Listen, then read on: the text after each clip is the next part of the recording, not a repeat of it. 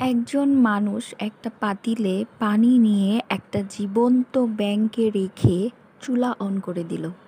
কিছুক্ষণ পর পানি ফুটতে শুরু করলো। ফুটন্ত গরম পানিতে থাকা ব্যাঙটি মারা গেল।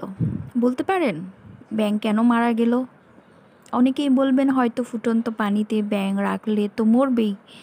কিন্তু আসল উত্তর হলো ব্যাঙ সঠিক সময়ে লাফ দিতে পারে নাই, তাই মারা গেল। টক্সিক রিলেশনশিপ জীবনে আসতেই পারে, তবে আপনাকে রাইট টাইমে সেফ এক্সিট নিতে জানতে হবে। বিবাহ বিচ্ছেদ হলো হালালগুলোর মধ্যে সব থেকে নিকৃষ্টতম হালাল। কিন্তু জীবন চলতে গিয়ে যদি মন ঘুরে যায়, সেটা যে কারণেই হোক না কেন, আপনি এই সিদ্ধান্ত অবশ্যই নিতে পারেন। সেই অধিকার আপনাকে আল্লাহ দিয়েছেন। বরং একটা অসুখী বিয়ে টেনে টেনে বছর গোনা থেকে সেটা এন্ড করে দেওয়া বেটার।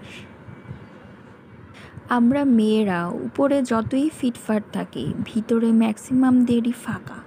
শুনেন, আজকের পর থেকে মেকআপ দোকানে না ঘুরে বইয়ের দোকানে ঘুরবেন। সাজসজ্জার দিকে একটু কম খেয়াল করবেন। ব্রেন ঝালাই করবেন। অনেক জানতে হবে আপনাদের। জীবনের অন্ধকার গুজাতে আপনাদেরকে জীবনের অন্ধকার গুজাতে অনেক জানতে হবে। আপনার থেকে কোনো মেয়ে যদি বেটার বলে মনে হয়, তাকে জেলাস না করে তার থেকে শেখার চেষ্টা করবেন, জানার চেষ্টা করবেন কেন সে আপনার থেকে ভালো। শুনেন, আখও মিষ্টি, রসগোল্লাও মিষ্টি। মেয়েদের হতে হয় আখের মতো মিষ্টি।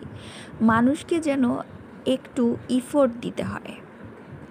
একেবারে খোলা বইয়ের পাতা হবেন না। মনে রাখবেন, জীবনে কোনো কিছু কংক্রিট না। যে কোনো টাইমে যে কোনো কিছু চেঞ্জ হতে পারে।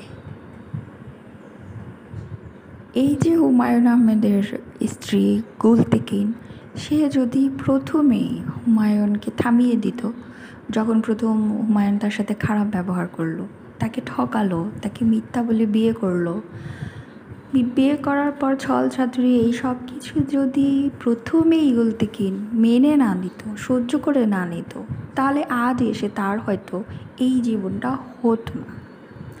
সে মেনে নিয়েছে। সে মানিয়ে নিতে নিতে, নিজে সহ্য করতে করতে আজকে তার এত বড় একটা ছেলে মেয়ে নিয়ে, এমনকি নিজের পৈতৃক যে বাড়ি, সেটাও স্যাক্রিফাইস করে দিতে হচ্ছে। কেন? মেয়েরা এরকম কেন?